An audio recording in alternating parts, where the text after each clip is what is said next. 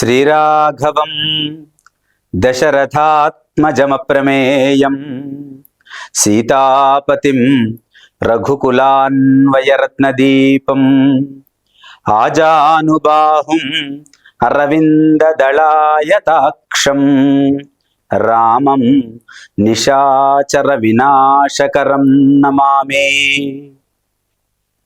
రామాయ రామభద్రాయ రామచంద్రాయ వేధసే రఘునాథాయ నాథాయ సీతాయ పతయే నమః. విశ్వం టీవీ ప్రేక్షకులందరికీ శ్రీరామనవమి శుభాకాంక్షలతో. శ్రీరాముడంటే మూర్తీభవించిన ధర్మం. ధర్మం ఒక ఆకృతి దాలిస్తే ఎట్లా ఉంటుందో అది సాక్షాత్తు శ్రీరామచంద్రమూర్తి. అందుకే ఈ శ్రీరామనవమిని ఊరు వాడ ప్రజలందరూ కూడా అమితమైనటువంటి సంతోషంతో జరుపుకుంటారు. ఎప్పుడో త్రేతాయుగంలో నడయాడినటువంటి శ్రీరాముడు ఇప్పటిదాకా తెలుగువారితో మమేకమై జీవిస్తూ ఉన్నాడు. తెలుగువారి సంస్కృతిలో అంతర్భాగమయ్యాడు. తెలుగువారికి ధర్మానికి ఆరాధ్య దైవంగా భాసిల్లుతూ ఉన్నాడు. ఎందుకింతటి వైభవం? ఏమిటి శక్తి? రాముని కథ చూద్దామా? ప్రపంచంలో ఉన్నటువంటి అన్ని భాషల్లోకి కూడా అనువాదమైపోయినటువంటి రచన రామాయణం. ఇవాళ ఎన్ని లిఖితపూర్వకమైనటువంటి ముద్రితమైనటువంటి భాషలు ఉన్నాయో అన్ని భాషల్లోకి కూడా ఈ రామాయణం అనువాదం జరిగిందంటే అది అతిశయోక్తి కాదు. ఎందుకు? ఏమిటి రాముడి యొక్క శక్తి? ఏమిటి రామాయణం యొక్క మహిమ అనేటటువంటిది మనం కొంచెం లోతుగా ఆలోచించినట్టయితే, రాముడు ధర్మవర్తనుడు, రాముడు ధర్మవర్తనుడు, రాముడు అకుంఠిత ధైర్యశాలి, శ్రీరాముడు నీతి కోవిదుడు, రాముడు సత్య పరాక్రముండు, మా రాముని వంటి వాడు, మా రాముని వంటి వాడు కనరాడు మరొక్కడు ముజ్జగాల, ఆ రాముని రాజు చేసి జనరంజక పాలన మిమ్ము మీవలెన్. రాముడు అంటేనే ధర్మవర్తనుడు, రాముడు అంటే అకుంఠితమైనటువంటి ధైర్యశాలి, రాముడు అంటే సత్య పరాక్రమం కలిగినటువంటి వాడు, రాముడు అంటే నీతి కోవిదుడు, రాముని వంటి వాడు ముజ్జగాలలో మరొక్కడు కనరాడు అంటారు ఒక ప్రసిద్ధమైనటువంటి రామాయణకర్త. అందుకని ఇప్పటికీ కూడా రామాయణం కానీ రాముడు కానీ మనందరి జీవితాలలో మమేకమైపోయాడు. మనకందరికీ ఆరాధ్య దైవంగా భాసిల్లుతూ ఉన్నాడు. ఈ భూమి మీద ఎప్పటిదాకా నదులు పర్వతాలు ఉంటాయో అప్పటిదాకా రామాయణం నిలబడుతుంది. అప్పటిదాకా రామాయణం ఒక శక్తివంతమైనటువంటి ప్రేరణనిస్తుంది, ప్రజలందరికీ కూడా శక్తిని నూరిపోస్తుంది అని అంటారు. కాబట్టి రామాయణాన్ని వాల్మీకి మహర్షి 24,000 శ్లోకాలతో రచించినప్పటికీ కూడా ఇప్పటికీ కూడా ఏదో ఒక కవి ఎక్కడో ఒక చోట రామాయణాన్ని తనదైనటువంటి శైలిలో తనదైనటువంటి నడకతో నడిపిస్తూ ఉన్నాడు, రచిస్తూ ఉన్నాడు. మరల ఇదేల రామాయణం వన్నచో ఎల్ల ప్రపంచకమెల్ల తినుచున్న అన్నమే తినుచున్న దిన్ని నాళ్ళు అని చెప్పుకున్నట్టుగా రామాయణం నిత్య నూతనం. అందుకే రామాయణం తెలుగువారికి, భారతీయులకు, హిందువులకు, ధర్మపరాయణులకు ప్రత్యేకమైనటువంటి పారాయణ గ్రంథంగా భాసిల్లుతూ ఉన్నది. ఆ రామాయణాన్ని చదవాలి, రాముణ్ణి ఆదర్శంగా తీసుకోవాలి. అప్పుడే మన జీవితాలన్నీ కూడా ఆనందారామంగా నిలబడతాయి. రామనామాన్ని తెలిపేటటువంటి మహత్తరమైనటువంటి శ్లోకం మనకందరికీ తెలిసిందే. శ్రీరామ రామ రామేతి రమే రామే మనోరమే సహస్రనామ తత్తుల్యం రామనామ వరాననే. రామనామానికి ఉన్నటువంటి శక్తిని తెలిపేటటువంటి శ్లోకం అది. ఎందుకు రాముడు ఇంత గొప్పగా నిలబడ్డాడు? రామాయణం ఎందుకు సకల ధర్మాల నిలయంగా భాసిల్లుతూ ఉన్నది? రాముడిలో ఒక ఆదర్శమైనటువంటి పుత్రుడు మనకు కనిపిస్తాడు, రాముడిలో ఒక ఆదర్శవంతమైనటువంటి శిష్యుడు మనకు కనిపిస్తాడు, రాముడిలో ఒక ఆదర్శవంతమైన అన్న కనిపిస్తాడు, రాముడిలో ఒక అత్యద్భుతమైనటువంటి పతి కనబడతాడు, రాముడిలో గొప్పనైనటువంటి రాజు కనబడతాడు. తండ్రి మాట తలదాల్చి అడవులకేగినటువంటి శ్రీరాముడు మాట తప్పనివాడుగా, ధర్మం తప్పనివాడుగా మనకు కనిపిస్తాడు. అది రాముడి యొక్క ప్రత్యేకత, అది రామాయణానికి దక్కినటువంటి గౌరవం. అది ఒక గొప్పనైనటువంటి ధర్మాలన్నీ మనకు రామాయణంలో కనిపిస్తాయి.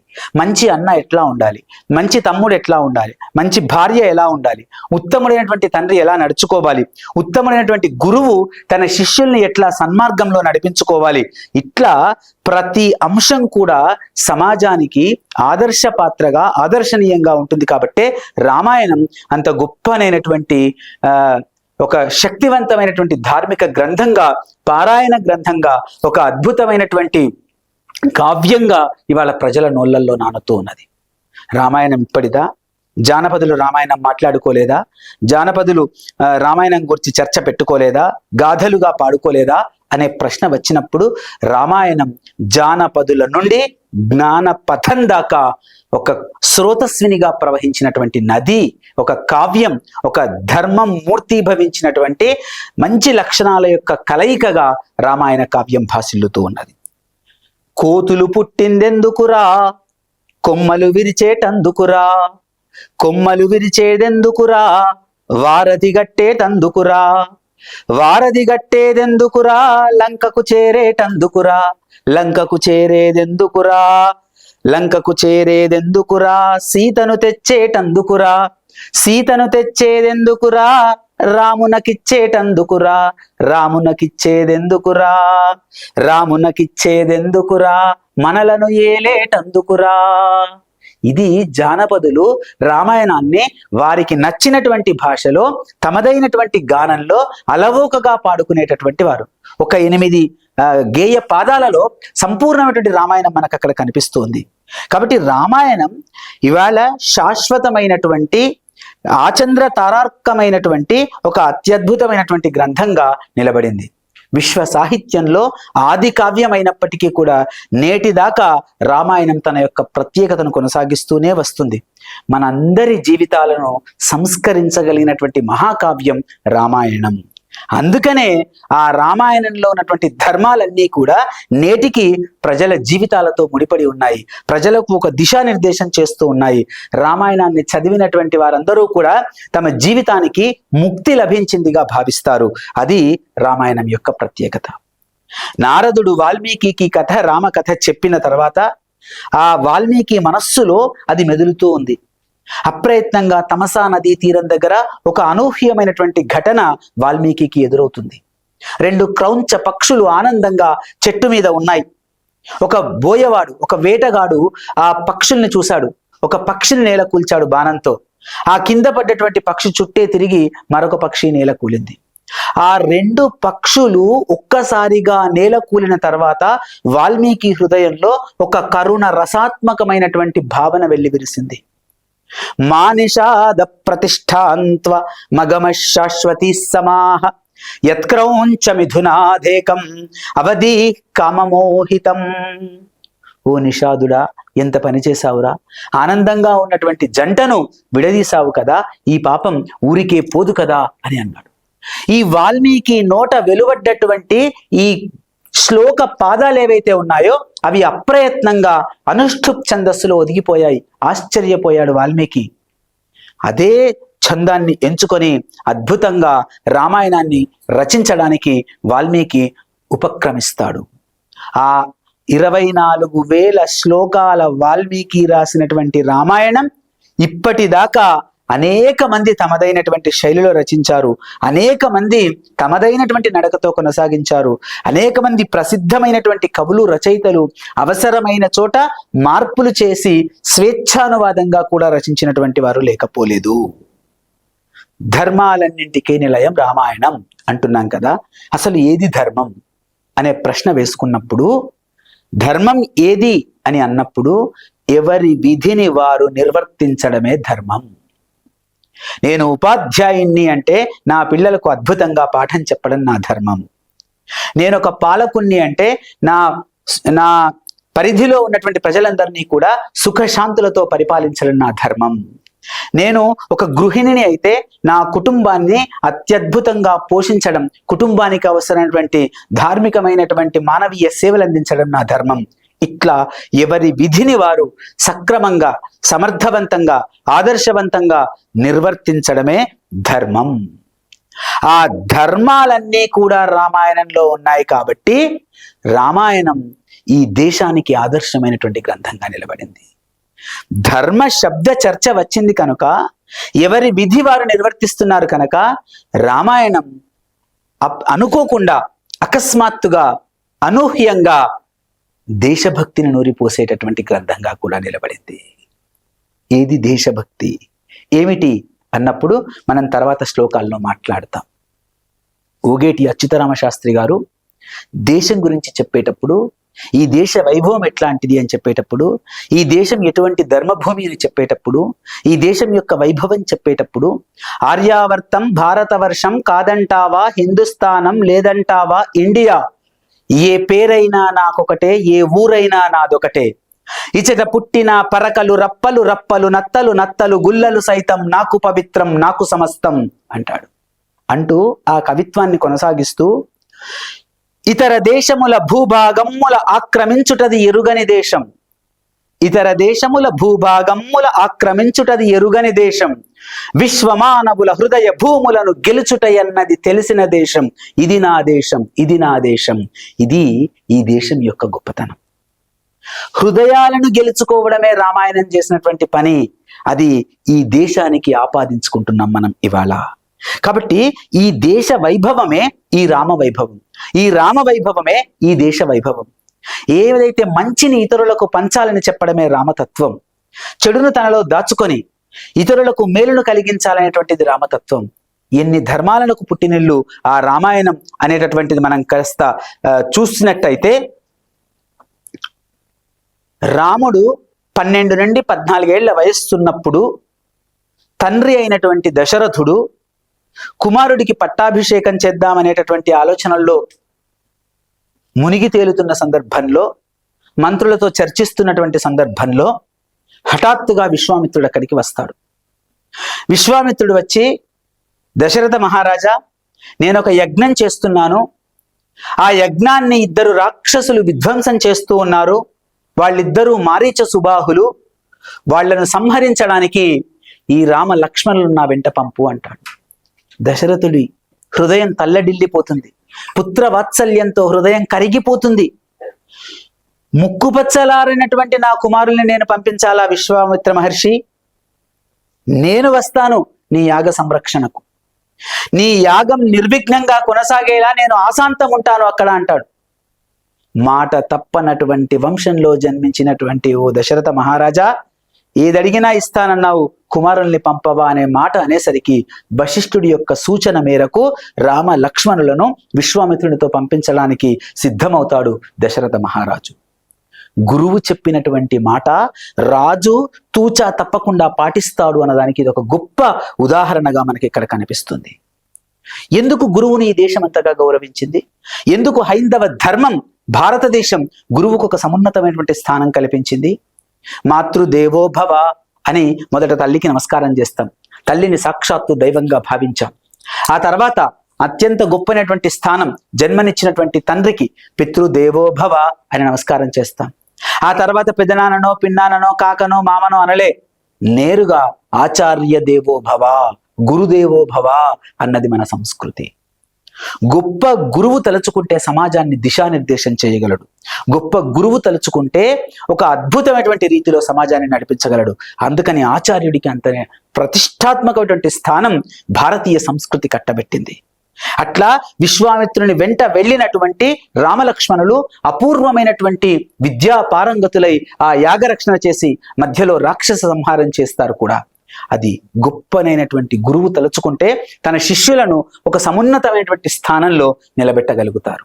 అంతెందుకు, మన చరిత్ర గనక మనం చూసుకున్నట్టయితే ప్రతి ఇంట్లో కూడా మొదటి గురువుగా మాతృమూర్తి నిలబడుతుంది. జిజియాబాయి అంత గొప్పనైనటువంటి మాతృమూర్తి కాబట్టి చిన్నప్పటి నుంచి ఛత్రపతి శివాజీకి వీరుల యొక్క గాథలు, ధార్మిక కథలు, భారత భాగవతాలు, రామాయణం చెప్పింది కాబట్టి ఛత్రపతి శివాజీ అంత గొప్పవాడు తయారయ్యాడు. వివేకానందుడు అంత గొప్పవాడు తయారయ్యాడు అంటే మాతా భువనేశ్వరి దేవి ఉన్నది. ఆ తర్వాత స్వామి రామకృష్ణ పరమహంస శిష్యుని అంత అత్యుత్తమంగా తయారు చేస్తారు. ఇక్కడ మనం చాలా జాగ్రత్తగా అబ్జర్వ్ చేసినట్టయితే ఒక దాదాజీ కొండదేవ్, ఒక సమర్థ రామదాసు అనే గురువులు ఉన్నారు కాబట్టి ఛత్రపతి శివాజీ అంత గొప్పవాడయ్యాడు. రామకృష్ణ పరమహంస అనేటువంటి గురువు ఉన్నాడు కాబట్టి వివేకానందులంత గొప్పవాడయ్యాడు. అట్లాగే సుభాష్ చంద్రబోస్ తల్లి ప్రభావతీదేవి అద్భుతమైనటువంటి శక్తిగా తీర్చిదిద్దింది. అంటే ఒక తల్లి ఒక గురువు తలుచుకుంటే సమాజంలో ప్రతిభావంతులు తయారవుతారు, ధైర్యవంతులు తయారవుతారు అనడానికి అది మనకొక నిదర్శనం. చదువు ఏది చెప్పినా సరే, చదువు ప్రస్తావన వచ్చింది కనుక ఒక సందర్భం తీసుకొస్తాను. భారతీయ సంస్కృతిలో చదువు నేర్పేటప్పుడే చిన్నప్పుడు అక్షరాభ్యాసం చేసేటప్పుడు ఊనమాలు నేర్పించేటప్పుడే ఆ ఈలతో మొదలు పెడతాడు అక్షరాల్ని. గురువు, ఆచార్యుడు, బడిలో ఉన్న ఉపాధ్యాయుడు, తల్లి ఎవరైనా కావచ్చు, ఆ స్థానం గురుస్థానం. ఆ ఈ అనేటువంటి వర్ణమాలను నేర్పించడంలో ఒక గొప్ప తాత్వికత దాగి ఉంది. ఆ అమ్మ, ఆ అంటే అమ్మ, ఆ అంటే ఆవు, ఈ అంటే ఇల్లు, ఈ అంటే ఈశ్వరుడు. ఈ 4 శబ్దాలు కూడా చతుర్విధ పురుషార్థాలకు సంకేతం. అమ్మ ధర్మానికి ప్రతీక, ఆవు అంటే పాడికి సంపదకు ప్రతీక, అది అర్థానికి సంకేతం. ఇల్లు ఐహికమైనటువంటి కోర్కెలను తీర్చుకునేడానికి ఉపయోగపడేటువంటి కేంద్రం కాబట్టి అది కామానికి ప్రతీక. ఈశ్వరుడు మోక్షాన్ని ప్రసాదించేటటువంటి వాడు కాబట్టి ఆ ఈ అనేటటువంటి అక్షరం మోక్ష ప్రదాతగా మనకు నిలబడింది. అంటే భారతీయ సంస్కృతిలో రామాయణమైన, అక్షరాలైనా, రాముడైనా, చదువు అయినా ఏదైనా సరే ఒక తాత్విక భావనతో కుటుంబాన్ని నడిపేటటువంటి పద్ధతి, ఒక తాత్విక భావనతో అక్షరాభ్యాసం చేయించేటటువంటి పద్ధతి, ఒక తాత్విక భావనతో రాజ్యాన్ని నడిపేటటువంటి పద్ధతి. ప్రతి దాని వెనుక భారతీయత దాగి ఉన్నది, ధర్మం దాగి ఉన్నది. ఆ ధర్మమే ఇవాళ ఆ దశరథ మహారాజును తన కుమారులను గురువు వెంట వెళ్ళేటట్టుగా చేసింది. ఆదర్శవంతమైనటువంటి తల్లి, ఆదర్శవంతమైనటువంటి తండ్రి, ఆదర్శవంతమైనటువంటి గురువు, ఆదర్శవంతమైనటువంటి రాజు, ఈ 4 గనక ఉన్నట్టయితే అది రామరాజ్యంగానే మనకు కనిపిస్తుంది. కాబట్టి రామాయణంలో ఇటువంటి గొప్పనైనటువంటి ఒక ధార్మిక భావాలు మనకు కలిగి ఉన్నాయి. ఇవాళ మన విద్యాభ్యాసం గనక చూసినట్టయితే, ఇంగ్లీష్ మీడియం కాన్వెంట్ పిల్లల రైమ్స్ గనక మనం చూసినట్టయితే, ట్వింకిల్ ట్వింకిల్ లిటిల్ స్టార్ అని, లేకపోతే రెయిన్ రెయిన్ గో అవే అని, లేకపోతే బాబా బ్లాక్ షీప్ అని మన పిల్లల్ని గొర్రెల్లాగా మనం తయారు చేస్తున్నాం. ఈ గొర్రెల్లాగా తయారు చేసేటటువంటి ఆలోచనను కుటుంబం నుంచి మార్చుకోవాల్సినటువంటి అవసరం ఉన్నది మిత్రులారా. ఇవాళ ప్రతి ఇంట్లో కూడా తర్వాత పిల్లలను సింహాలుగా, ధైర్యవంతులుగా, జ్ఞానులుగా తీర్చిదిద్దామనేటటువంటి సందేశం ఈ రామాయణ సందేశంగా మనం అందుకుందాం. ఎందుకంటే తలను దించిన గొర్రెను మాత్రమే బలిగా ఇత్తురు భారీగా జనమే. మనం గుళ్ళ దగ్గరనో మరో చోటనో జాతరల దగ్గరనో ఎవరిని బలిగా ఇస్తాం? గొర్రె తలదించుకుంటుంది కాబట్టి బలిగా ఇస్తాం. తలను దించిన గొర్రెను మాత్రమే బలిగా ఇత్తురు భారీగా జనమే. గర్జన చేసే సింహం చూస్తే వణికిపోదురోయ్ భారతీయుడా. సింహాల్లాగా పిల్లల్ని పెంచాలి, అది రామాయణం అందించేటటువంటి సందేశం. ఎటువంటి పరిస్థితి అయినా సరే వాళ్ళ పిల్లలు ఒడిదుడుకులను, ఒత్తిళ్లను ఎదుర్కొనేటటువంటి ఒక మానసిక స్థైర్యాన్ని అందించేటటువంటి సంతానాన్ని మనం తయారు చేయవలసినటువంటి అవసరం ఉంది. అది రామ లక్ష్మణుల పెంపకం నుంచి మనం చూసుకోవాల్సినటువంటి అవసరం ఉన్నది. ఇక రామాయణం ఉత్తమ ఇల్లాలకు ఒక ధార్మిక విలువల్ని నూరిపోస్తుంది. భర్త వనవాసానికి వెళ్తూ ఉంటే నువ్వు పోయిరావయ్యా అని సీతమ్మ అనలే, నేను నీ వెంటే వస్తాను అని భూషణాలన్నీ విడిచిపెట్టి, అలంకారాలన్నీ తీసివేసి, నార చీరలు ధరించి భర్త వెంట వస్తానని, అడవికి వస్తానని నడిచినటువంటి స్త్రీ. దాంపత్య ధర్మం అనేటటువంటిది మనకు రామాయణంలో కనిపిస్తుంది. ఇవాళ మనం సమాజంలో చూస్తున్నాం, సమాజంలో చాలా వార్తలు చూస్తున్నాం. ఇంట్లో ఒక 4 కొడుకులుంటే ఆస్తి కోసం తండ్రిని కూడా చంపేటటువంటి రోజుల్లో మనం ఇవాళ ఉన్నాం. పత్రికలు చాలా మనకి ఈ ఘటనలన్నీ రోజు చూపిస్తూనే ఉన్నాయి. అన్నాదమ్ముళ్ళు ఆస్తి కోసం కొట్లాడుతున్న సందర్భాలు చూస్తున్నాం. కానీ రామాయణం మనకేం నేర్పిందో తెలుసా? రాముడు అడవికి వెళ్తున్న సందర్భంలో లక్ష్మణుడు మా అన్నయ్య అడవికి పోతున్నాడు కదా, నేను ఇక్కడే ఉండి రాజ్యాన్ని అనుభవిస్తా అని అనుకోలే. కాబట్టి అన్న వెంట నేను కూడా నీడలాగా నడుస్తా అని వెళ్ళాడు. ఒక అన్నాదమ్ముల అనుబంధానికి రామాయణం ప్రతీక. అందుకనే ఇవాళ రామాయణం చదవడం ద్వారా మన పిల్లల పెంపకం మనకు తెలుస్తుంది. ఇంట్లో 2 కొడుకులు 3 కొడుకులు ఉన్నట్టయితే వాళ్ళు ఎట్లా మెదలాలి అనేది రామాయణాన్ని చూసి నేర్చుకోవడానికి ఉపకరిస్తుంది. అన్నాదమ్ముల అనుబంధానికి ప్రతీక, ఉత్తమ దాంపత్య బంధానికి ప్రతీక, గురు శిష్య బంధానికి ప్రతీక, తండ్రి కొడుకులు ఎట్లా ఉండాలి ప్రతీక, తల్లి మాట జవదాటకుండా ఉండాలి, కైకేయి చెప్పినటువంటి ఒక మాట విని రామచంద్రమూర్తి వనవాసానికి సిద్ధమైపోతాడు. అంటే తల్లి మాట జవదాటకూడదు అనేటటువంటి ఒక ధార్మిక సాంస్కృతిక విలువలను రామాయణం మనకు అందజేస్తున్నది. రామాయణం ఎంత గొప్పనైనటువంటి భావనతో ఉన్నటువంటి అంశం అంటే ఇంకా మనకు ఉత్తమ సేవకుడు ఎలా ఉండాలి. మనకు ఉత్తమ సేవకుడి దగ్గరకు వస్తే చాలా మంది రాముడు హనుమంతుడి యొక్క ఘట్టం, రామబంటుగా హనుమంతుడు ఎంత ఉదాత్తమైనటువంటి కార్యాలు చేశాడో మనకు తెలుసు. చాలా మంది ప్రవచనకర్తలు అందిస్తూ ఉంటారు. ఇక్కడ నేను అందుకు భిన్నంగా మందరను కూడా గొప్ప సేవకురాలు అంటాను. ఎందుకు అంటే మందరే గనక లేకపోతే అసలు రామాయణంలో మలుపులే లేవు. తెల్లవారితే రామచంద్రుడి యొక్క పట్టాభిషేకం, రాత్రికి రాత్రి కైకేయి వెంబడి అరణపు దాసిగా వచ్చినటువంటి మందర వెళ్ళి కైక మనస్సులో విష బీజాలు నాటుతుంది. ఒకవేళ రాముడే గనక రాజు అయితే నువ్వు రాజమాత ఎట్లా అవుతావే పిచ్చిదానా అని ఆమెలో లేనటువంటి ఒక దుష్ట ఆలోచనను రేకెత్తిస్తుంది. ఎందుకంటే కైకకు తన సొంత ఇంటి నుండి అరణంగా వచ్చినటువంటి దాసి కాబట్టి, సేవకురాలు కాబట్టి తన యజమాని సమున్నత స్థానంలో ఉండాలని చూసుకున్నది. కాబట్టి అక్కడ కూడా ఆలోచన తప్పు కావచ్చు, కానీ ఆమె సేవా ధర్మం మాత్రం చాలా గొప్పది. తన యజమాని సమున్నతంగా ఉండాలనేటువంటి భావన చేసింది. అట్లాగే ఉత్తమ సేవక ధర్మం దగ్గరికి వచ్చేసరికి రాముడు హనుమంతుని మధ్య ఉన్నటువంటి బంధం మనకు తెలుస్తుంది. చూసి రమ్మంటే కాల్చి వచ్చేటంతటి ఒక నైపుణ్యం హనుమంతుడికి ఉంటుంది. ఒక గొప్ప సేవకుడి పాత్ర. హనుమంతుడు సుగ్రీవుడి దగ్గర మంత్రిగా ఉండి రామలక్ష్మణుల దగ్గరికి వచ్చి వినయంగా చేతులు జోడించి నమస్కారం పెట్టి మాట్లాడుతూ ఉన్నప్పుడు శ్రీరాముడి యొక్క సునిశ్చిత బుద్ధి హనుమంతుడు ఎవరో గుర్తించేటట్టుగా చేస్తుంది. అంటే ప్రతి విషయాన్ని లోతుగా ఆలోచించాలి.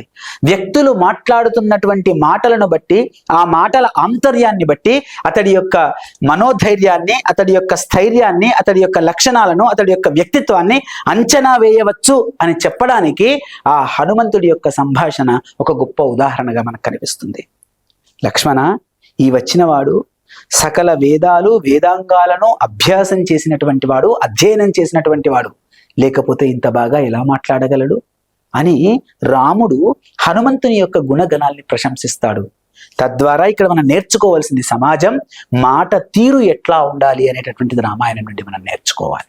హనుమంతుడు ఎట్లా మాట్లాడుతాడు అనేటటువంటి ఆ వాక్ శైలిని, వచశైలిని మనం ఇవాళ తర్వాత తరానికి నేర్పడానికి ఉపయోగపడాలి. చూసి రమ్మంటే కాల్చి వచ్చేటటువంటి ఘట్టం, చెప్పిన పనిని విజయవంతంగా పూర్తి చేసేటటువంటి లక్షణం అక్కడ మనకు హనుమంతుల నుంచి మనం అందుకుంటాం. అంటే ఒక ఉత్తమ సేవకుడు కనిపిస్తాడు, ఉత్తమ రాజు కనిపిస్తాడు, ఉత్తమ సతి కనిపిస్తుంది, ఉత్తమ కొడుకు కనిపిస్తాడు, ఉత్తమ గురువు కనిపిస్తాడు, ఉత్తమ శిష్యుడు కనిపిస్తాడు. అంటే ఇట్లా అనేకమైనటువంటి కౌటుంబిక ధర్మాలు మనకి ఇక్కడ కనిపిస్తాయి. రామ రావణ యుద్ధం పూర్తయింది. ఆ యుద్ధం పూర్తయిన తర్వాత లక్ష్మణుడు ఒక మాట అంటాడు.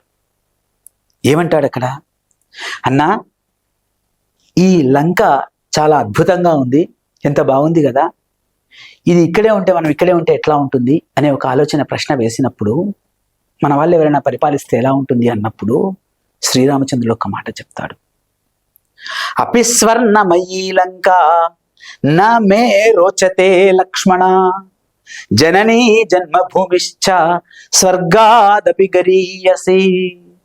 తమ్ముడా లక్ష్మణ, లంక స్వర్ణమయమైనది కావచ్చుగాక, కానీ అది ప్రకాశించడం లేదు. ఎందుకంటే జననీ జన్మభూమిశ్చ స్వర్గాదపి గరీయసి. కన్న తల్లి, జన్మనిచ్చినటువంటి తల్లి, జన్మనిచ్చినటువంటి దేశం, ఈ రెండు స్వర్గం కంటే గొప్పవి అని చెప్తాడు. ఈ ఒక్క శ్లోకం చాలు రామాయణం ప్రజలందరికీ దేశభక్తిని నూరిపోస్తుంది అని చెప్పడానికి.